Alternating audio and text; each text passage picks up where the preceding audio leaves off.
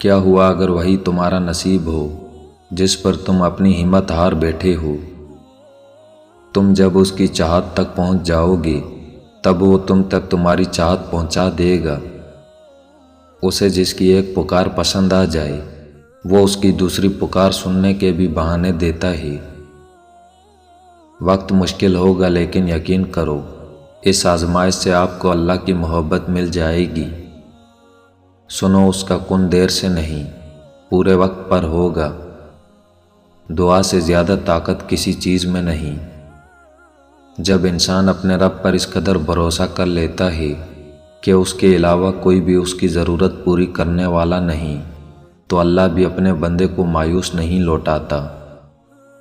جب زندگی تمہیں بے ترتیب کر کے رکھ دیتی ہے تب اللہ خود تمہیں دعاؤں کو ترتیب دینے کا ہنر سکھا دیتا ہے۔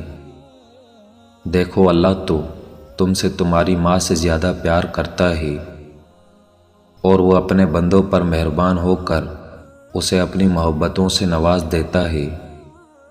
معجزے کبھی بھی ہو جاتے ہیں، تمہارا صبر اور اللہ پر توکل رکھنا ہی اللہ کو راضی کر دیتا ہے۔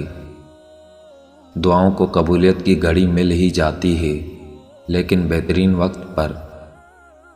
تہجد کے وقت عرش الہی سے تمہارے لیے بلاوا آتا ہے، اور پھر جب ٹوٹے دل والوں کو اللہ تعالیٰ کا سہارا مل جاتا ہے پھر وہ دنیا کا سہارا تلاش نہیں کیا کرتے، اور تمہارے دل میں یہ بات ٹھہر جاتی ہے کہ اللہ کا کن قریب ہے۔ ٹوٹا ہوا دل اللہ کو سب سے زیادہ پیارا ہوتا ہے۔ گھبرانا نہیں، ٹھوکر بھی انہی کو لگتی ہے جن کو رب نے تھامنا ہوتا ہے۔ دلوں کے حال ہم سے بہتر تو ہمارا خدا جانتا ہے۔ مسلسل دعا دلیل ہے کہ قبولیت کی گھڑی جلد ہی آنے والی ہے۔ جب کہہ دے گا اللہ کن تمہاری دعاؤں پر تو تم معجزوں کو حقیقت پاؤ گے۔ تہجد تمہارے لیے اللہ سے کن کی سفارش کرتی ہے۔ لوگ لاکھ کہیں یہ ممکن نہیں، میں نے اس کے کن سے تقدیریں بدلتی دیکھی ہیں۔ ہو سکتا ہے جس کی تم خواہش کر رہے ہو وہ تمہیں واقع مل جائے۔ اللہ سمیٹ لے گا تمہارے سارے غم اور دیکھنا تم پھر سے مسکرانے لگو گے۔ اس آزمائش کے بعد اس کا کن ہوگا اور امیدوں کے پیالے اللہ کے سوا کون بھرتا ہے؟ اور پھر اللہ سن لیتا ہے ان کہیں دعائیں بھی، پھر کیسے نہ سنے گا وہ دعائیں جو تم نے رو رو کر مانگی ہیں۔